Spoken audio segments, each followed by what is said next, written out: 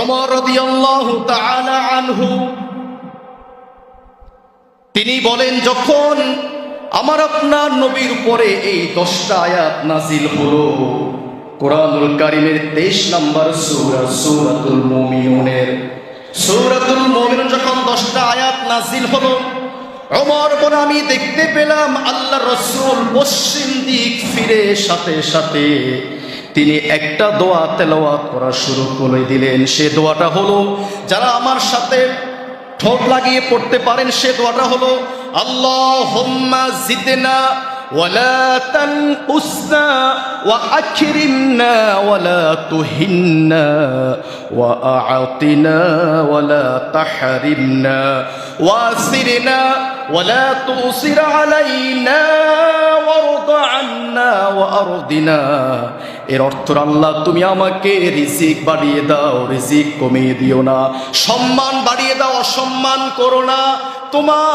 তোমার প্রতি আমি যেন সন্তুষ্ট থাকতে পারি সারাটি জীবন, আর তুমি যেন আমার প্রতি সন্তুষ্ট থাকতে পারো। এই দোয়াটা রাসূল করেছেন সূরা মুমিনুনের প্রথম 10টা আয়াত নাজিল হওয়ার সাথে সাথে।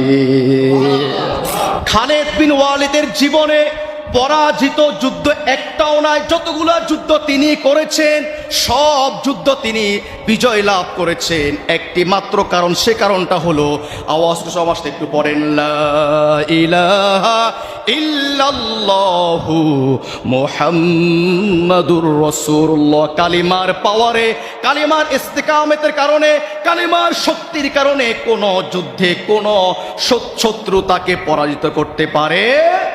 বাংলাদেশে না, বিশ্বের বিভিন্ন যুবকদের, যুবতীদের আইডল, আইকন তাহসান একজন শিল্পী। সে বাম রামের শিল্পী ছিল, মিউজিক গান করত। সে ওপেনলি এসে বলেছে, আমি সিনেমা ছেড়ে দিলাম, গান ছেড়ে দিলাম, মিউজিক ছেড়ে দিলাম। আমি দিন শেষে বুঝতে পারলাম শূন্যতা কাজ করে, মনের মধ্যে দুঃখ কাজ করে।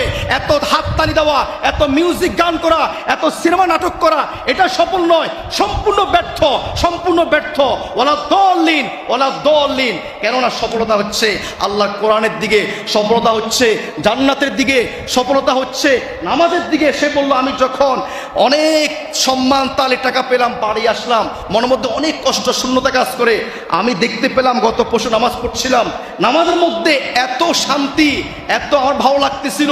40 বছর ধরে গান করলাম, মিউজিক করলাম, এত শান্তি আমি কোথাও পাই নাই।